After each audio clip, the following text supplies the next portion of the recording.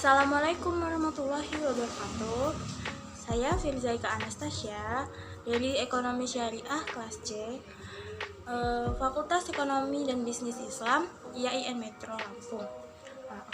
Di sini saya akan menyampaikan materi tentang sejarah pemikiran ekonomi Islam pada masa Khulafaur Rasyidin.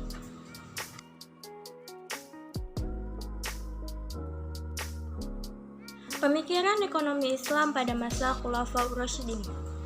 Pemikiran ekonomi Islam pada masa ini dimulai sejak wafatnya Nabi Muhammad SAW sampai Muawiyah bin Abu Sufyan memegang tampuk pemerintahan Islam pada tahun 41 Hijriah atau 661 Masehi.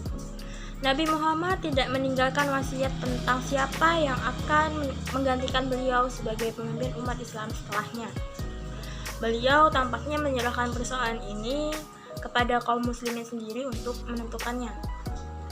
Karena itulah, sejumlah tokoh muhajirin dan ansor berkumpul di balai kota Bani Sa'idah, Madinah, untuk memusyawarahkan siapa yang akan dipilih sebagai pemimpin. Dengan semangat ukhuwah Islamiyah yang tinggi, akhirnya Abu Bakarlah yang terpilih.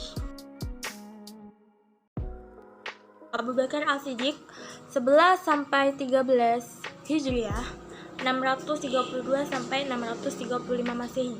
Abu Bakar dilahirkan 2,5 tahun setelah tahun gajah atau 50,5 tahun sebelum dimulainya hijrah. Abu Bakar termasuk suku Quraisy dari Bani Taim dan silsilah keturunannya sama dengan Rasulullah SAW dari garis ketujuh. Abu Bakar merupakan pemimpin agama sekaligus kepala negara kaum muslimin. Masa pemerintahannya hanya berlangsung selama 2 tahun, 3 bulan, 3 hari. Abu Bakar banyak menghadapi persoalan dalam negeri yang berasal dari kelompok yang murtad, nabi palsu, dan pembangkang zakat. Pemikiran ekonomi yang paling penting dari peristiwa perang melawan kemurtadan ini adalah bahwa Abu Bakar telah mampu membuat prinsip penting dalam perpajakan Islam, yakni menegakkan zakat sebagai sumber pendapatan negara. Selama masa kekhalifahannya, Abu Bakar As-Siddiq menerapkan berbagai kebijakan umum dalam bidang perekonomian. Yang pertama, menetapkan praktek akad-akad perdagangan yang sesuai dengan prinsip syariah. Yang kedua, menegakkan hukum dengan memerangi mereka yang tidak mau membayar zakat. Yang ketiga, melakukan pengelolaan dan penghitung zakat secara akurat dan teliti. Yang keempat, melakukan pendistribusian secara langsung. 5. Tidak menjadikan ahli badar atau orang-orang yang berjihad pada perang Badar sebagai pejabat negara. 6. Tidak mengistimewakan ahli badar dalam pembagian kekayaan negara.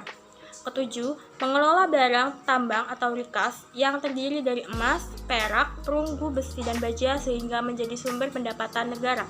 8. Pengembangan dan pengangkatan penanggung jawab Bait al-Mal. Yang ke-9, menetapkan gaji para pegawai berdasarkan karakteristik daerah kekuasaan masing-masing. Yang ke-10, tidak merubah kebijakan Rasulullah SAW dalam masalah jizyah. Dalam pendistribusian harta Baitul Mal, Abu Bakar menetapkan prinsip kesamarataan.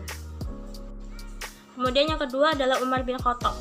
Umar bin Khattab lahir di Makkah tahun 40 sebelum hijrah. Silsilahnya berkaitan dengan garis keturunan Rasulullah pada generasi ke-8. Umar masuk Islam di usianya yang ke-27 tahun. Umar bin Khattab merupakan khalifah kedua bagi kaum muslimin dengan menggantikan Abu Bakar As-Siddiq. Periode kekhalifahannya benar-benar merupakan abad keemasan dalam sejarah Islam. Selama kurun waktu hanya 10 tahun. Khalifah Umar bin Khattab berhasil membuktikan kehebatan sistem ekonomi Islam yang diajarkan Allah dan Rasul-Nya. Negara mengalami kemakmuran yang amat pesat. Hal ini yang belum pernah disaksikan orang Arab sebelumnya. Salah satu kebijakan yang membanggakan adalah Umar menghitung kekayaan para pejabat di awal dan di akhir jabatannya. Faktor-faktor yang mempengaruhi kesuksesan ekonomi masa Umar bin Khattab adalah sebagai berikut. Pertama, melakukan sistematisasi dalam pemberlakuan pungutan jizyah kepada ahlu zimmah dengan cara menetapkan 3 tingkatan jizyah. Yang kedua, menghentikan pendistribusian bagian zakat untuk salah satu asnaf, yaitu orang-orang yang baru masuk Islam karena negara Islam telah kuat. Yang ketiga, melakukan restrukturisasi sumber dan sistem ekonomi baru yang belum pernah ada sebelumnya. Yang keempat, atas saran Ali memungut zakat atas kuda yang oleh Rasulullah SAW dibebaskan dari zakat. Yang kelima, membentuk dewan-dewan Bait al-Mal, membuat dokumen-dokumen negara dan merancang sistem yang mampu menggerakkan ekonomi baik produksi maupun distribusi. Yang keenam, Umar tidak mendistribusikan tanah taklukan di Irak kepada prajurit dan membiarkannya sebagai amanah. Yang ketujuh, di samping itu, banyak kemenangan yang dicapai tentara muslim pada masa Umar telah menghasilkan banyak harta rampasan yang secara signifikan menambah kekayaan negara. Prinsip yang diterapkan Khalifah Umar bin Khattab dalam mendistribusikan harta Baitul Mal adalah prinsip keutamaan. Kemudian Khalifah yang ketiga adalah Utsman bin Affan. Utsman bin Affan lahir di Mekah. Utsman bin Affan termasuk dalam keluarga besar Umayyah dari suku Quraisy, dan silsilah pertaliannya dengan Rasulullah ialah pada generasi kelima. Setelah wafatnya Khalifah Umar, tim ini melakukan pemufakatan yang pada akhirnya menunjuk Utsman bin Affan sebagai Khalifah Islam yang ketiga. Khalifah Utsman bin Affan memerintah selama 12 tahun. Dalam berbagai literatur dikatakan bahwa selama 6 tahun pertama pemerintahannya dilewati dengan baik. Sementara 6 tahun kedua terjadi banyak keguncangan dalam bidang politik, sosial, dan ekonomi yang berakhir pada pembunuhan. Pada masa pemerintahannya, Khalifah Utsman bin Affan berhasil melakukan ekspansi ke wilayah Armenia, Cyprus, Tunisia, Rhodes, dan bagian tersisa dari Persia. Beliau juga berhasil menumpas pemberontakan di daerah Khurasan dan Iskandaria. Khalifah Utsman bin Affan menjalankan kebijakan ekonominya dengan melakukan beberapa penataan baru dengan mengikuti kebijakan Khalifah Umar sebagai berikut. Yang pertama, dalam rangka pengembangan sumber daya alam dilakukan pembuatan saluran air, pembuangan dan pembentukan organisasi kepolisian secara permanen untuk mengamankan jalur perdagangan. Yang kedua, membentuk armada laut kaum muslimin hingga berhasil membangun supremasi kelautan di wilayah.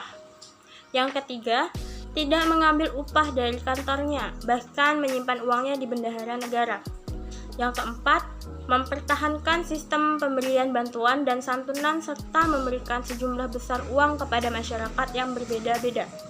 Yang kelima, dalam hal pengelolaan zakat, pemilik harta diberikan keleluasaan untuk menaksir hartanya sendiri. Yang keenam, menaikkan dana pensiun sebesar 100 dirham dan memberikan ransum tambahan berupa pakaian. Khalifah yang keempat adalah Ali bin Abi Thalib. Ali bin Abi Thalib adalah kunyatnya, yang kunyatnya adalah Abul Hasan, dilahirkan pada tahun Gajah ke-13. Ali merupakan keponakan Rasulullah dan dari suku Bani Hashim yang dipercaya menjaga tempat suci Ka'bah. Ali menikah dengan putri Rasulullah Fatimah Az-Zahra dan dikaruniai 2 putra. Ali adalah khalifah terakhir dari Khulafaur Rasyidin sebagai pengganti Utsman bin Affan. Beberapa sifat istimewa Ali dalam pengabdian membela dan mempertahankan agama Islam semasa melaksanakan amanah sebagai Amirul Mukminin sangat keras mengupayakan tegaknya good governance. Salah satu tindakan yang segera diambil adalah memberhentikan penjabat korupsi. Di antaranya dengan memenjarakan Gubernur Ray yang dianggapnya melakukan korupsi. Ia melihat setiap aspek keduniaan tanpa terkecuali. Ia memperhatikan hak individu dan masyarakat serta tidak pernah memikirkan selainnya. Secara umum, pemikiran kebijakan dalam bidang perekonomian selama masa pemerintahan Khalifah Ali bin Abi Thalib adalah sebagai berikut. Yang pertama, mengedepankan prinsip pemerataan dalam pendistribusian kekayaan negara kepada masyarakat. Yang kedua, menetapkan pajak terhadap pemilik kebun dan mengizinkan pemungutan zakat terhadap sayuran segar. Yang ketiga, pembayaran gaji pegawai dengan sistem mingguan. Yang keempat, melakukan kontrol pasar dan memberantas pedagang licik. Yang kelima, aturan kompensasi bagi para pekerja jika mereka merusak barang-barang pekerjaannya. Khalifah Ali bin Abi Thalib mengambil langkah penting pada masa pemerintahannya, yaitu pencetakan mata uang koin atas nama negara Islam. Mungkin hanya itu saja. Sekian. Wassalamualaikum warahmatullahi wabarakatuh.